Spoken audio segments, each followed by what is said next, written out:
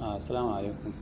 Yauwa maganar da nake misali, akwai kati da ake saya na dollar card wanda za ka yi payment da shi a kan Binance ko a Paybase.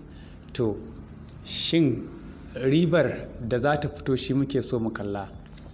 Amma mutum sai yayi zai gane me yake faruwa, sai idan payment ɗinka yayi in Naira akan Paybase gaskiya za ka iya samun riba. Yanzu bara ka ga wannan site ne da ake kiran shi Plumter.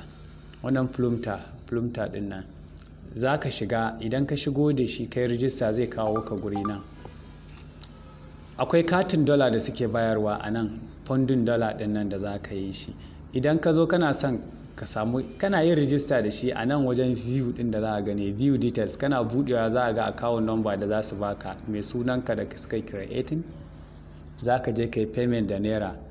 In ka je ka turo Naira ka kan wannan wallet ɗin, kan wannan account ɗin, duk wani kuɗi da ka saka zai shigo da kai zai kawo ka nan. Kana zuwa sai ka ce Pound wallet, za ka hau kan wannan gurin dollar ɗin nan. Kana zuwa ga rent ɗin dollar su inda suke sai da ita, duk dala ɗaya akan 575. Muƙaddara yanzu za mu sayi dala 50. A dala 50 za mu biya Naira 20,000 gashi 25 da wani abu. Za mu biya wannan Naira 28,750. To, shi kenan. Mun yadda za mu saye ta akan haka. Sai mu je kan Paybase. Idan za su baka dollar card, kana hawa idan ka zo ga wajen card, in ka shiga wannan sama nan wajen nan, in ka shigo nan kana dannawa zai kawo ka card. Da ka shiga wajen wannan view card din za a katin ka da komai da CVV ɗinka da me da komai za ka ɗauka. To, yanzu mu kaddara za mu koma kan wancan gurin. Idan ka zo Paybase ka ce za ka sayi, kaga 28,750 amma mu bar shi 700. Sai ka mayar da wannan kan XLM. Za mu sai SLM na 20,000 gashi abin da za su famu 327 za mu samu wani abu. To sai mu je kan Binance. Dama sun yi chargings da komai abin da zai zo maka kenan.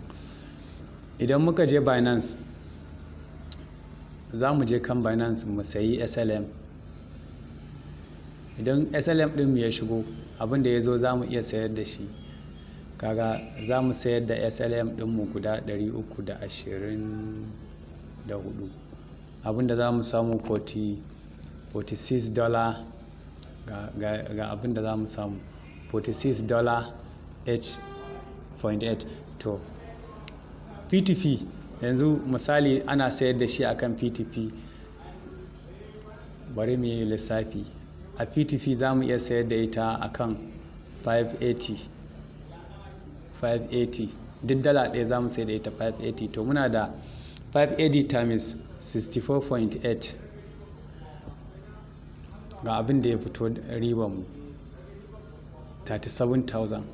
To 37,000 ɗin nan a ciki abin da muka sa total muka yi payment muka turo daga can, abin da izo muna 28,750. Shi muka, in za a tuna, shi muka yi payment wannan asali muka sayo dala 50. Aka rage aka caji a Paybase, su ma suka cira abin da suka cira, muka zo muka sayar da shi akan P2P. A Binance kuma ga abin da muka samu 8,000 wani abu. To, ga riba, abin da ya fito muna riba gashi. To wannan shine gaskiya ni, amma na yi payment da katina. Na yi payment da katina na akan Paybase. Gaskiya to katin nawa bai yi ba sai akan Binance ya hau. To amma fa yana zuwa Binance. In ka ɗora katin a Binance zai yi, don yana hawa Binance sosai.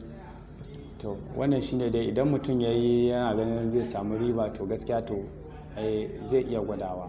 Gane? Ga dai riban da komai. Zai iya gwadawa ya gani abin da za ka samu a kai.